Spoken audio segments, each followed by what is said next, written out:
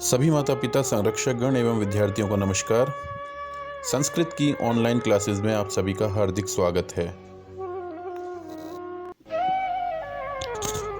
तो आज हम कक्षा 6 संस्कृत रुचिरा के अध्याय 6 को प्रारंभ करने जा रहे हैं। अध्याय का शीर्षक है समुद्र तट। प्रस्तुत अध्याय में तृतीय और चतुर्थी विभक्ति के प्रयोग को समझाया गया है। अध्याय को पढ़ने से पहले आइए हम इसकी विषय वस्तु को जान लेते हैं। आपने अपने जीवन काल में अनेक स्थलों का भ्रमण किया होगा। क्या आपने कभी किसी समुद्र तट का भ्रमण किया है? समुद्र तट भ्रमण के लिए एक रोचक एवं आनंद को देने वाला स्थान होता है। यदि हम इस धरती के महासमुद्रों की बात करें तो हम देखते हैं कि इसमें 7 महासागर हैं। भारत के दक्षिणी तट को 3 दिशाओं से इन 7 महासागरों में से 3 महासागर घेरे हुए हैं। भारत की 3 दिशाओं में समुद्र तट होने के कारण भारत देश को प्रायद्वीप भी कहा जाता है। भारत की पूर्व दिशा में बंगाल की खाड़ी है, दक्षिण दिशा में हिंद महासागर है और पश्चिम दिशा में अरब सागर है। इन तीनों सागरों का संगम कन्याकुमारी के तट पर होता है। तीनों सागरों के संगम होने के साथ साथ यहाँ की एक अद्वितीय विशेषता यह भी है कि यहाँ पूर्णिमा के दिन चंद्रोदय और सूर्यास्त को एक साथ भी देखा जा सकता है। जब पूर्णिमा का दिन होता है तो जब सूर्य अपने अस्त होने के कगार पे होता है, ठीक उसी पल पूर्णिमा का चांद भी आकाश में चमकता हुआ एक साथ देखा जा सकता है। इस अध्याय में हमारे देश में स्थित महत्वपूर्ण सागर तटों के बारे में बताया गया है। इन सागर तटों पर लोग घूमने के लिए आते हैं। लोग इनकी तरंगों के साथ खेलते हैं। कुछ लोग नौकाओं के द्वारा सागर में नौका विहार का आनंद भी लेते हैं और कुछ बच्चे सागर तट पर रेत के घर बनाते हुए देखे जा सकते हैं। इतना ही नहीं, ये समुद्र तट अनेक मछुआरों के जीवन की आजीविका चलाने के लिए भी महत्वपूर्ण होते हैं। हमारे देश में बहुत से सागर तट हैं, जिनमें से मुंबई, गोवा, कोच्चि, कन्याकुमारी, विशाखापट्टनम और पुरी के तट अत्यधिक प्रसिद्ध हैं। गोवा के तट की विशेष बात है कि यहाँ विदेशी पर्यटक अत्यधिक संख्या में पहुँचते हैं, क्योंकि यह तट विदेशी पर्यटकों को अत्यधिक आकर्षित करता है। विशाखापट्टनम का जो तट है वो विदेशी व्यापार के लिए प्रसिद्ध है। कोच्चि के तट की अगर हम बात करते हैं तो यह तट नारियल के फलों के लिए सबसे महत्वपूर्ण माना जाता है।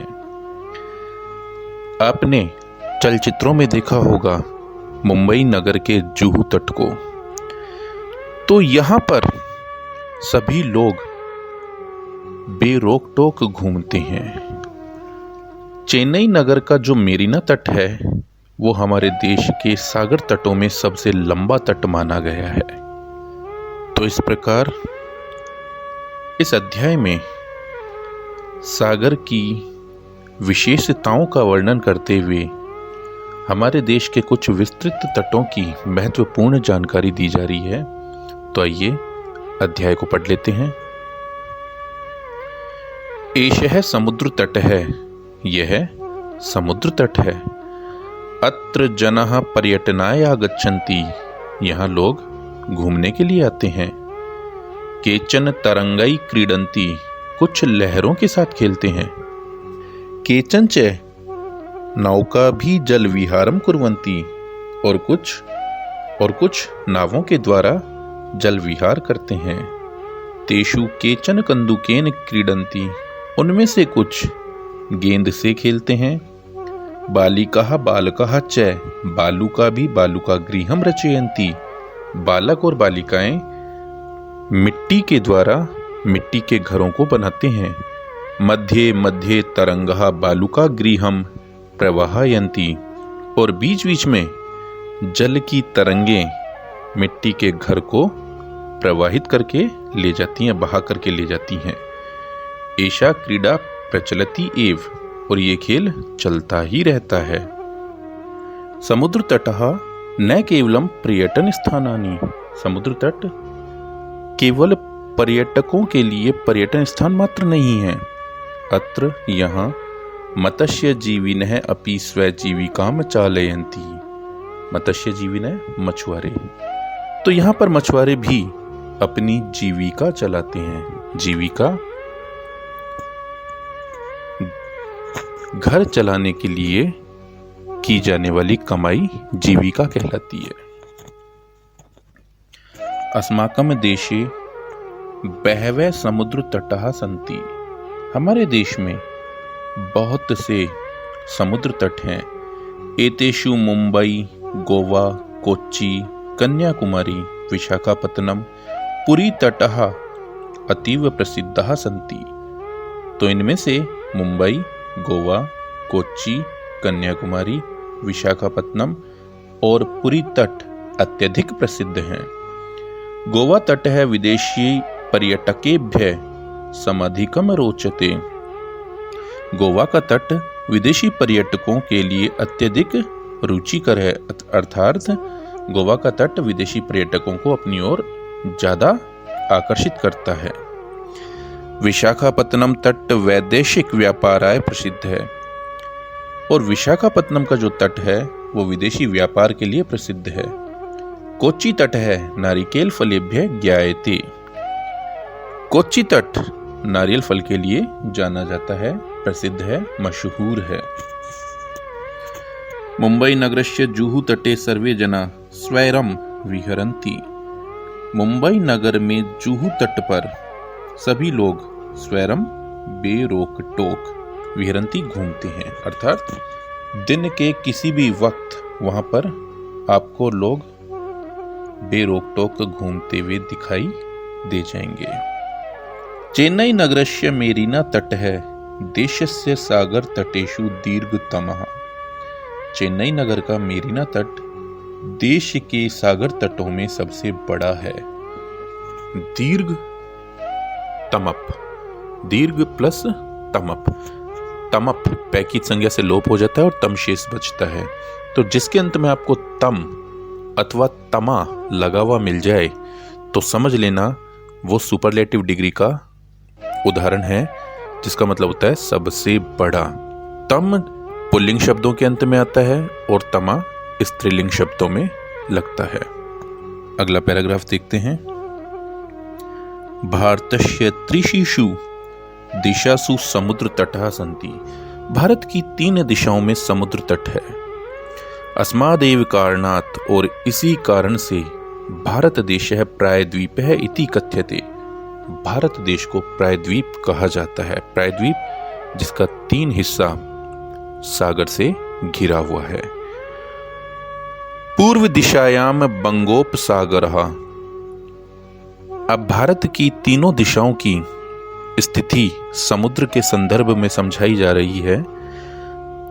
तो यहां कहां? भारत में। पूर्व दिशायाम बंगोपसागर है, पूर्व दिशा में बंगाल की खाड़ी है। दक्षिण दिशायाम हिंद महासागर है, दक्षिण दिशा में हिंद महासागर है। पश्चिम दिशायाम अरब सागर है, और पश्चिम दिशा में अरब सागर है। आप कह सकते हो कि भारत की पूर्व दिशा को बंगाल की खाड़ी ने घिरा हुआ है, दक्षिण दिशा को हिंद महासागर ने, और पश्चिम दिशा को अरब सागर ने घिरा है। एतेषां त्रयाणाम अपि सागराणाम संगम कन्याकुमारी तटे भवति, इन तीनों का भी संगम जो है कन्याकुमारी तट पर होता है। कन्याकुमारी तट का ऐतिहासिक महत्व भी देखा गया है।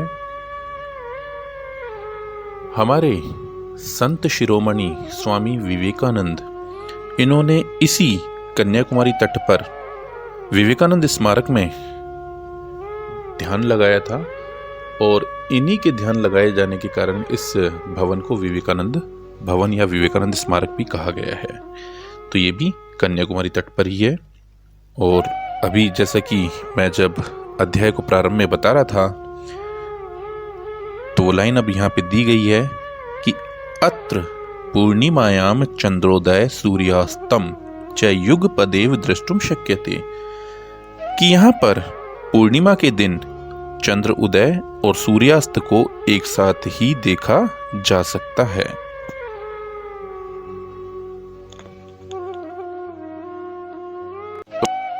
तो आइए अब इस अध्याय के अभ्यास देख लेते हैं। सबसे पहले शब्दार्थ। समुद्र तट है, समुद्र का किनारा। पर्यटनाय, घूमने के लिए। तरंगई, तरंगों के साथ या लहरों के साथ। नौका भी, नावों के द्वारा। जल विहारम, जल क्रीड़ा। बालुका भी, बालू रेत से। बालुका गृहम, मिट्टी का घर या घरौंदा।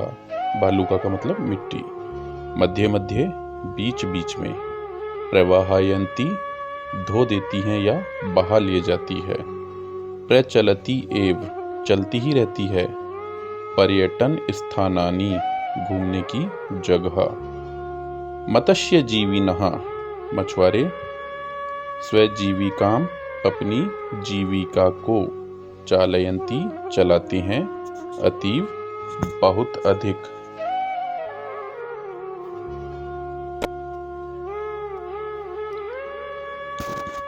स्वैरम, बेरोक टोक या यथेच्छ। यथेच्छ दो शब्दों से बना है।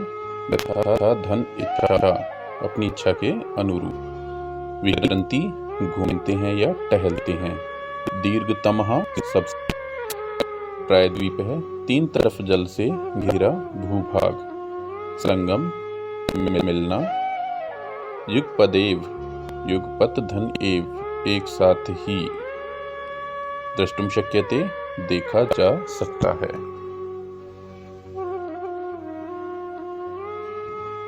अभ्यास का पहला प्रश्न है उच्चारणम कुरुत, उच्चारण कीजिए। तो मेरे साथ साथ आप दोहराइएगा। तरंगई, संगम, प्रायद्वीपः, मत्स्यजीविनः, तीसरीषु बंगोपसागरः, विदेशी पर्यटकेभ्यः, वैदेशिक व्यापाराय, चंद्रोदय। प्रश्न संख्या 2 है अधोलिखितानाम प्रश्नानाम उत्तरम लिखत। नीचे लिखे गए प्रश्नों के उत्तर लिखिए। जैसा कि हमने उत्तर लिख भी रखे हैं, तो देख लेते हैं। जनः का भी जल विहारम कुर्वन्ति, तो इसमें प्रश्न सूचक शब्द है का भी, तो का भी के स्थान पे सिर्फ हमने नौका भी लगा दिया। प्रश्न का अर्थ समझ लेते हैं। लोग किनके द्वारा जल विहार करते हैं, जल की सैर करते हैं, तो नावों के द्वारा। तो नौका भी तृतीय विभक्ति का बहुवचन हो जाएगा।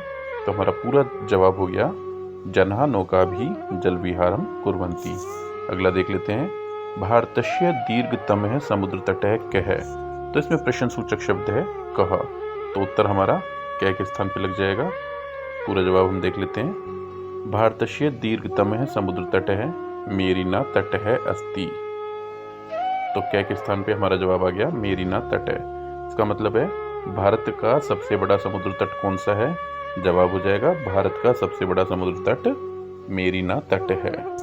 अगला प्रश्न है जनः कुत्र स्वैरम विहरन्ति, प्रश्न सूचक शब्द है कुत्र। कुत्र का मतलब होता है कहाँ, तो लोग कहाँ पे बेरोक टोक घूमते हैं। तो अध्याय में हमने पढ़ा था मुंबई नगर के जुहू तट पर, तो इसका जवाब हो गया जुहू तटे। तो जना जुहू तटे स्वैरम विहरन्ति, लोग बेरोक टोक जुहू तट पर घूमते हैं। अगला प्रश्न देख लेते हैं। बालकः बालुका भी किम रचयन्ति, तो प्रश्न सूचक शब्द है किम। बालक रेत से क्या बनाते हैं, तो हमारा जवाब हो जाएगा बालकः बालुका भी बालुका गृहम, किम के स्थान पे हमने लिख दिया बालुका गृहम और क्रिया आ जाएगी आगे रचयंती। तो बालक रेत से मिट्टी के घरोंदे बनाते हैं। लास्ट प्रश्न देखते हैं इसका। कोच्चि तट है केभ्य ज्ञायते। कोच्चि तट किन के लिए जाना जाता है? प्रश्न सूचक शब्द है केभ्य, तो हमारा जवाब होगा कोच्चि तट है नारिकेल फलेभ्य ज्ञायते। कोच्चि तट नारियल के फलों के लिए जाना जाता है। थर्ड प्रश्न है मंजूषात है पदानी चित्वा रिक्त स्थानानि पूरयत। मंजूषा से पदों को चुन करके रिक्त स्थानों की पूर्ति कीजिए। क्या देखते हैं? कन्याकुमारी तटे त्रयाणाम सागराणाम, पहले में आ जाएगा संगम भवती। तो कन्याकुमारी तट पर 3 सागरों का संगम होता है। ये सागर कौन कौन से देखे थे हमने? बंगाल की खाड़ी, अरब सागर और हिंद महासागर। तो इन तीनों का संगम कन्याकुमारी तट पर होता है। भारत देशः प्रायद्वीपः इति कथ्यते। भारत देश प्रायद्वीप कहलाता है। प्रायद्वीप का मतलब क्या होता है? 3 दिशाओं से घिरा हुआ भूभाग। तो घिरा हुआ किससे? ये जल से। तो 3 दिशाओं से जल से घिरा भूभाग प्रायद्वीप कहलाता है। अगला है जनः समुद्र तटम पर्यटनाय आगच्छन्ति। लोग समुद्र तट पर पर्यटनाय, चतुर्थी विभक्ति का प्रयोग इसमें, घूमने के लिए आते हैं। तो लोग समुद्र तट पर घूमने के लिए आते हैं। बालेभ्य क्रीडा रोचते। रुच के योग में बाल शब्द में चतुर्थी का प्रयोग किया गया है कि बालकों को खेलना पसंद है। भारतस्य पूर्व दिशायां बंगोपसागरः अस्ति। भारत की पूर्व दिशा में बंगाल की खाड़ी है। चौथा प्रश्न है यथा योग्यम योजयत। तो आपको इनको आपस में मैच करना है। समुद्र तट पर्यटनाय, तो समुद्र तट क्यों प्रसिद्ध है? पर्यटनाय घूमने के लिए। क्रीडनकम खेलनाय, खिलौने खेलने के लिए। दुग्धम पोषणाय, तो दूध पोषण के लिए। दीपकः प्रकाशाय, दीपक उजाले के लिए। विद्या ज्ञानाय, और विद्या ज्ञान के लिए। एक बार फिर से देख लेते हैं। तो समुद्र तट हो जाएगा पर्यटनाय नंबर 1, क्रीडनकम खेलनाय नंबर 2, दुग्धम पोषणाय नंबर 3, दीपकः प्रकाशाय नंबर 4 और विद्या ज्ञानाय नंबर 5। तो यहाँ भी एक नंबर डाल देते हैं हम, आपको और आसानी रहेगी समझने में।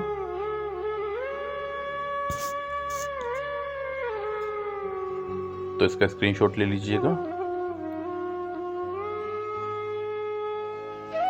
5वां प्रश्न है तृतीया विभक्ति प्रयोगेन रिक्त स्थानानि पूरयत।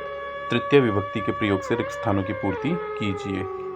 बालका बालिका भी सह पठन्ति। बालक बालिकाओं के साथ पढ़ते हैं। तो यहाँ बालिका शब्द का तृतीय विभक्ति हमने बहुवचन लगा दिया, क्योंकि यहाँ पे बालिका अनेक है।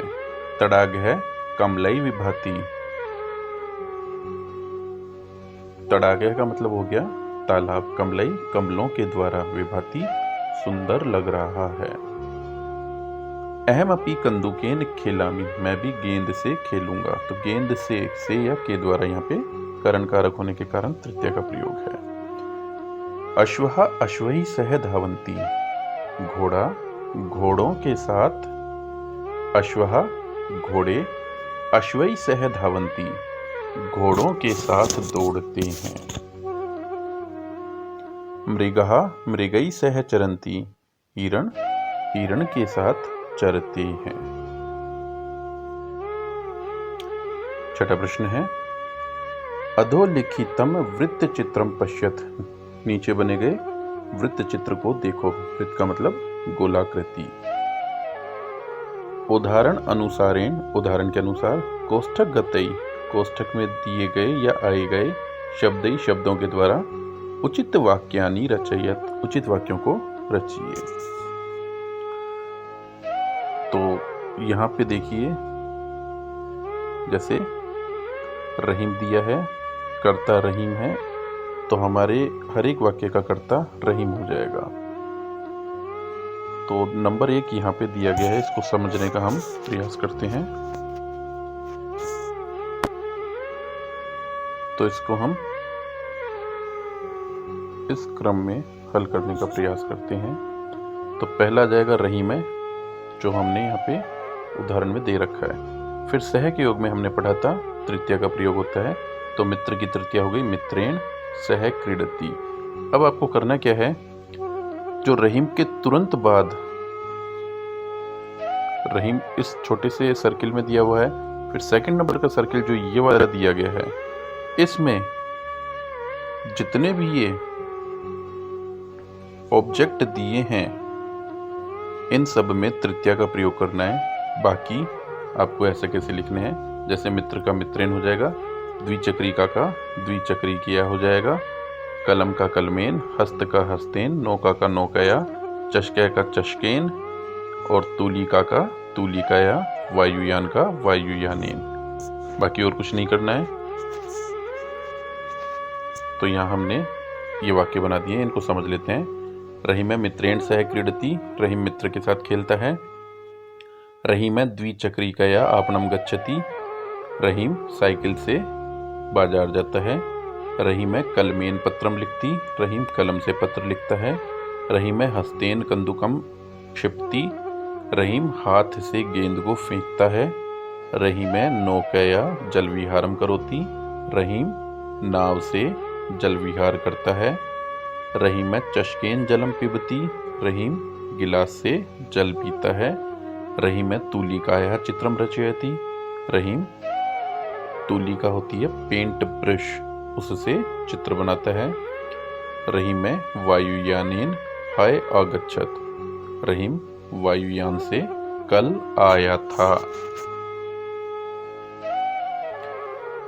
अध्याय का अंतिम प्रश्न है, कोष्ठकात उचित पद प्रयोगेन रिक्त स्थानानि पूरयत। कोष्ठक में दिए गए उचित पद प्रयोग से रिक्त स्थानों की पूर्ति कीजिए। तो इसमें चतुर्थी का प्रयोग है। चतुर्थी का प्रयोग कहाँ कहाँ होता है? दा का मतलब देना, देने के योग में चतुर्थी का प्रयोग होता है।